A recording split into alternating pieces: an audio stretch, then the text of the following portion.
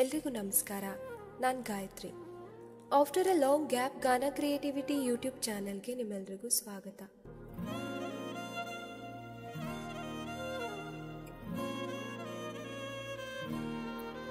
ಏನಿದು ನನ್ಗನ್ಸಿದ್ದು ಅಂದರೆ ಏನು ಅಂತ ಯೋಚನೆ ಮಾಡ್ತಾ ಇದ್ದೀರಾ? ಹೇಳ್ತೀನಿ.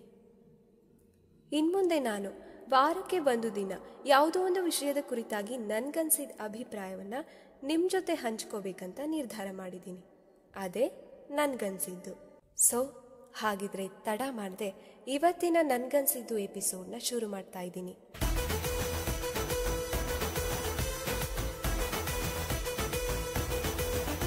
Karnataka Ratna, Yuva Ratna, the power star of Kannada film industry, the king of dance, music, acting, kindness, smile, simplicity, ಹೀಗೆ ಪಟ್ಟಿ ಬೆಳೀತಾ ಹೋಗುತ್ತೆ. ಈ ಜೀವ ಇನ್ನಿಲ್ಲ, ಈ ಸತ್ಯ ನಮಗೆ ಗೊತ್ತೇ ಇದೆ. ಬೇಸರದ ನಾಟ್ಯೆಯು ಎದೆಯಲ್ಲಿ ತಿರುಗಿ ತಿರುಗುವ ಈ ಭೂಮಿಯೇ ನಿಂತಿದೆ ಕೊರಗಿ.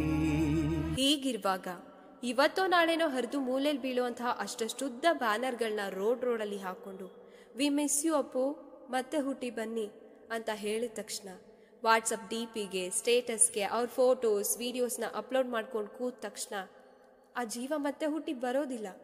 ಹಾಗಾಗಿ ನಾವು ಆ ವ್ಯಕ್ತಿಯನ್ನ, ಆ ವ್ಯಕ್ತಿತ್ವವನ್ನ ನಿಜವಾಗ್ಲೂ ಪ್ರೀತಿಸೋದೇ ಆದ್ರೆ ಆ ವ್ಯಕ್ತಿಯಲ್ಲಿ ಇದ್ದಂತಹ ಜೀವನದ ಮೌಲ್ಯಗಳನ್ನ, ಅವರ ಪಾಸಿಟಿವಿಟಿಯನ್ನ, ಅವರಲ್ಲಿದ್ದಂತಹ ಒಳ್ಳೆ ಗುಣಗಳನ್ನ ನಮ್ಮ ಜೀವನದಲ್ಲಿ ಅಳವಡಿಸ್ಕೊಡೋದಕ್ಕೆ ಪ್ರಯತ್ನ ಪಡ್ತಾ ಅವ್ರು ಮಾಡಿದಷ್ಟು ಒಳ್ಳೆ ಕೆಲಸಗಳನ್ನ, ಸಹಾಯವನ್ನ ನಮ್ಮ ಕೈಯಲ್ಲಿ ಮಾಡೋಕ್ಕಾಗದೇ ಇದ್ರೂ ಕೂಡ ನಮ್ಮ ಕೈಲಾದಷ್ಟು ಅವಶ್ಯಕತೆ ಇದ್ದವ್ರಿಗೆ ಸಹಾಯವನ್ನ ಮಾಡ್ಕೊಳ್ತಾ ಹೋಗೋಣ.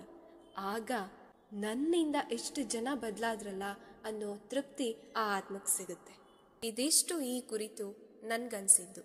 ನನ್ಗನ್ಸ್ದಂತೆ ನಿಮ್ಗೂ ಅನ್ಸ್ಬೇಕಂತ ಏನಿಲ್ಲ. ನನ್ಗನ್ಸ್ದಂತೆ ನಿಮ್ಗೂ ಅನ್ಸಿದ್ರೆ ನನ್ಗಿಂತ ಖುಷಿ ಪಡೋರು ಬೇರೆ ಯಾರೂ ಇಲ್ಲ. ನನ್ಗನ್ಸಿದ್ರ ಕುರಿತು ನಿಮ್ಗೇನು ಅನ್ನಿಸ್ತು ಅಂತ ದಯವಿಟ್ಟು ಕಮೆಂಟ್ ಮಾಡಿ.